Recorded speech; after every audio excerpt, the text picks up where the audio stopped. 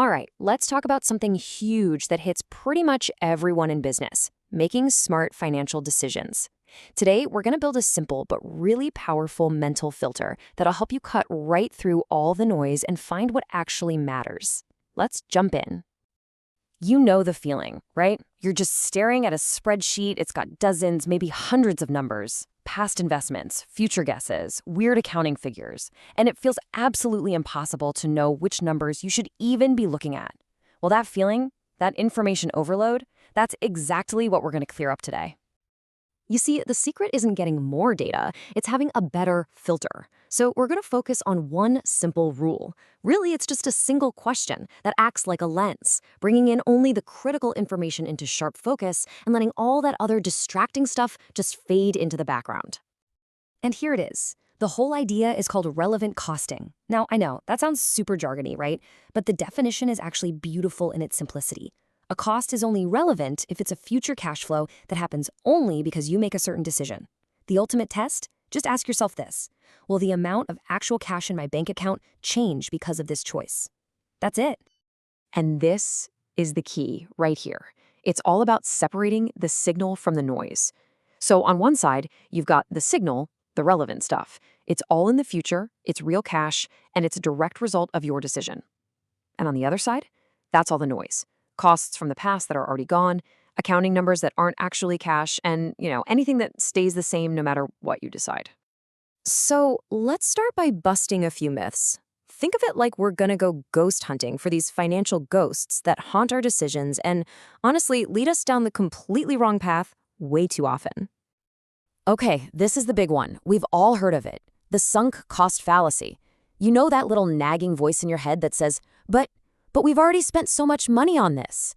It is one of the most common and most dangerous mental traps in all of business. Look, that money, it's gone. Poof, you can't get it back. And it doesn't matter if it's $1 million you spent on market research or a 2-year lease you're totally locked into.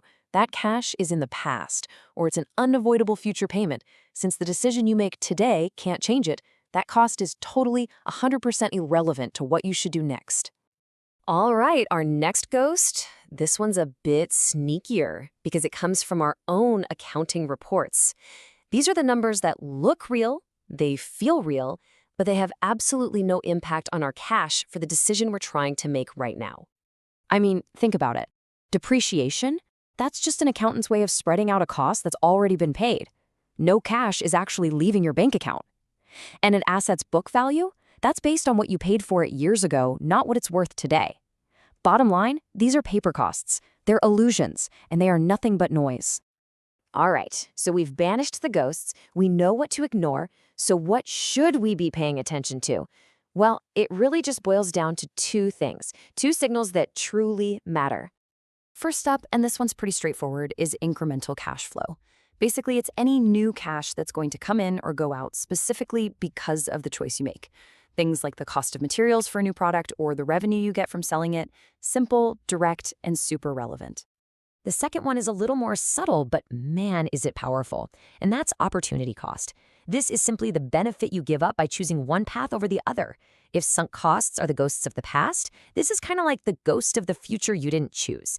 And it is a very, very real cost. Let me give you a perfect example to make this really concrete. So you've got this machine, right? And you have two choices. You can either use it for a new project, or you could sell it right now, today, for 75 grand. So if you decide to use that machine for the project, you are actively turning down $75,000 in cold, hard cash. That money you're giving up, that's the opportunity cost, and you absolutely have to count it as a real cost of doing that project. Okay, enough with the theory. The real magic happens when you see this thing in action. So let's run through a couple of classic business problems where your gut feeling and even the standard accounting reports can totally steer you wrong. So check this out. A pretty standard management report. Production line A, it looks awesome, right? Making a cool $6 million profit. But then you look over at production line B, and yikes, it's showing a $4 million loss. I mean, the obvious answer here is to shut down line B, right? It's a no-brainer. But wait, this is where we pause. This is the moment of truth. The traditional accountant looks at this and says, yep, shut it down. It's losing money. But let's put on our special filter. Let's ask the question, what cash will actually change if we pull the plug on line B? And here's the crazy part, the counterintuitive truth. If we shut it down, poof, there goes $30 million in revenue, gone. But the costs we actually save, the cash that stops going out the door, that's only $26 million. We'd lose more cash than we save. The company would actually be $4 million worse off. That accounting report was totally misleading. Okay, you ready for another one? This is the classic make or buy problem.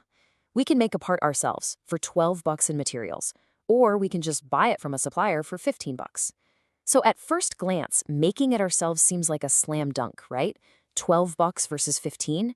But there's a catch. And here's that crucial detail. The machine we used to make the part, it's a bottleneck. It's already running flat out, 24/7, can't possibly do any more. So if we buy the component instead, we free up all that machine time. And that means we can now pump out 50% more of our final product to sell. That's a huge new opportunity. So let's break down the actual cash impact here. Yeah, buying the part is more expensive per unit. Our costs go up. But because we can now sell a ton of extra units, our revenue shoots up by $15,000. The extra cost for all those more expensive components, only $10,500. So we spend an extra $10,500 to make an extra $15,000. Absolutely worth it. You see what's happening here. This isn't just some clever accounting trick. It's like a superpower for clear thinking. It's all about simplifying your focus down to what really, truly matters. So let's boil it all down. Here's your filter, your cheat sheet, in 4 simple rules. First, ignore the past and all those sunk costs. Second, ignore the accounting fictions, like depreciation. Third, focus only on the future cash flows that will change. And finally, never, ever forget to ask what you're giving up, your opportunity cost. Look, if you walk away with only one thing today, I want it to be this question. Put it on a sticky note on your monitor. Make it your mantra before any big decision. I'm serious. This one question has the power to slice through mountains of complexity and just point you toward the smartest, most profitable choice. And that's really the heart of it. The real test is putting it into practice.